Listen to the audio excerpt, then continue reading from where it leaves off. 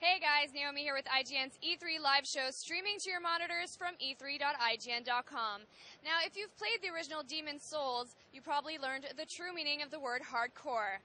Developer From Software is back with Dark Souls. Let's see what punishment they're dishing out. Thanks, Naomi. And yeah, we're here to talk about Dark Souls. I've got Brian Hung here, Senior Brand Manager at Namco Bandai. And Demon's Souls definitely cultivated a really hardcore fan base with the PS3 crowd when it came out for Sony's console. Yeah, it did. Why do you think that is? I think it reminded gamers of what games used to be like. And, you know, the difficulty and the challenge and the sense of achievement that gamers got was something that I think they almost forgot how to experience. And when they did, it was like this big wave of nostalgia rolled over them and became this big, huge classic cult hit. Okay, and I mean, for people who are maybe expecting a game called Demon's Souls 2 or something like that, whereas this is called Dark Souls, still has Souls in the title. But what is the connection between Demon's Souls and Dark Souls?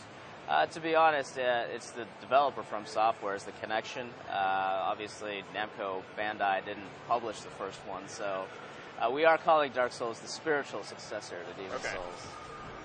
So is there a similar story setup, or how is that exactly framed? Well, you know, even Demon's Souls and Dark Souls, these aren't story-driven titles, you know, per se. It's really about kind of this intense combat and this intense experience. So, you know, there's no real connection between the two games. And even if you had played Demon's Souls a lot and now you move on to Dark Souls, there won't be a connection even with the online play. Okay. So yeah, I mean, we're watching some live gameplay here. Can you just sort of describe what the game plays like, what the challenge is, and what makes it exactly so difficult?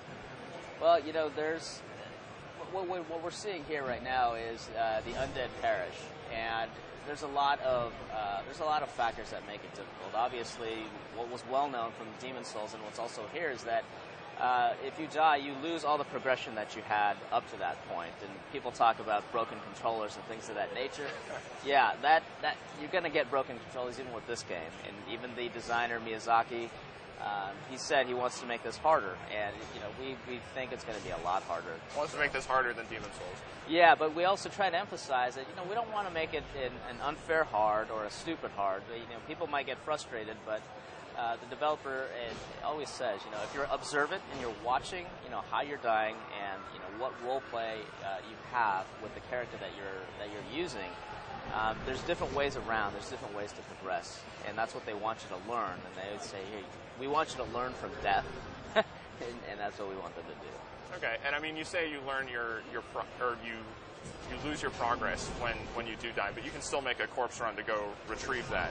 Yeah, and one of the new features actually in Dark Souls is what we're calling bonfires, and these do serve as checkpoints throughout the game. And I know, you know, some of the purists might say, oh, you know, that's going to make the game easier. At first glance, you might think that, but that's really not the case at all. Okay, and that's checkpoints so that if you die in the middle of a mission, you'll just restart. You'll go back to that checkpoint. So you'll be that much closer to your corpse, so you wouldn't necessarily have to run the entire. Yeah, you may not lose. You may lose an hour of progress, but not 3 hours of progress. So, okay, yeah, I think that happened to me in Demon's Souls. Yeah. I didn't break my controller though. Yeah, which was important. The overall structure of the world is it still sort of a nexus where you go through, like you stay in a central room and you just go through gates to get to missions, or is it structured differently? Yeah, in this game right now there's no nexus. The terminology is probably going to get fixed, closer to finalization, but we're calling it a hub. And there are areas that you're going to be able to phase through, but the progression's not linear the way it was in Demon's Souls. In Dark Souls, you are going to be able to move around from area to area without having necessarily to kill the boss or a mini-boss. You're going to be able to move around a little bit more. Okay, and you mentioned multiplayer online components. Can you go into more detail on that, exactly how they're being implemented in this game? Well, the one thing that, when we talk to the Demon's Souls community, because we have a lot of interaction with them, we do understand, From Software does understand that all the online components that made Demon's Souls so popular, those components are all returning.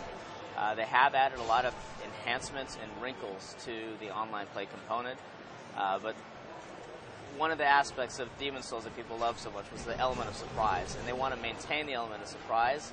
So we're not really sharing a lot of what's going to be happening with the new features with online play. But things like Soul Phantoms, being able to leave messages, being able to see how people before you died, those things are all there. Okay, and I assume we will still see large bosses that can one-shot kill you if you're not careful? Yeah, you know, the From Software guys, they've got some crazy imagination, and when you look at all the monsters that are going to be coming out in this game, I mean, a lot of them will just kind of blow your mind, where when you first look at it, you won't even think about trying to kill it. You just look at it and kind of admire it, and then it'll kill you. So. Okay. And I mean, can you just talk a little bit about the upgrade system, like the types of items you'll find and how you power yourself up through the game? Well, yeah. Well, like Demon Souls, again, you know, there's a lot of things that, depending on the character that you have, upgrades in armor and weapons, those things are all going to be there again. Obviously, as you collect your souls and get to the NPCs, you'll see nuances. I can share that the characters, the number of characters and classes that you have with Dark Souls, there are going to be more in Dark Souls than there were in Demon Souls. So that's something that I think gamers can look forward to. Cool. Well, yeah, what platforms is this coming to, and when might people be able to get a hold of it? Yeah, so it is on PS3. Of course, Demon Souls was PS3 exclusive, but we're really excited because Dark Souls, for the first time, will also, of course, be on Xbox 360. So we've got two next-gen platforms covered this time. Okay, and that's later this year? Yeah, the street date that we've just announced is October 4th. Okay, so, sounds good. Well, yeah, looking forward to getting killed quite a bit in Dark Souls. And back to you, Naomi. Awesome. Thanks, everybody. And for our fans out there, don't forget to friend us on Facebook. You'll get some great video and game content that you won't find anywhere else. Coming up next, the third-person shooter is about to get turned on its head. Stay tuned for Inversion.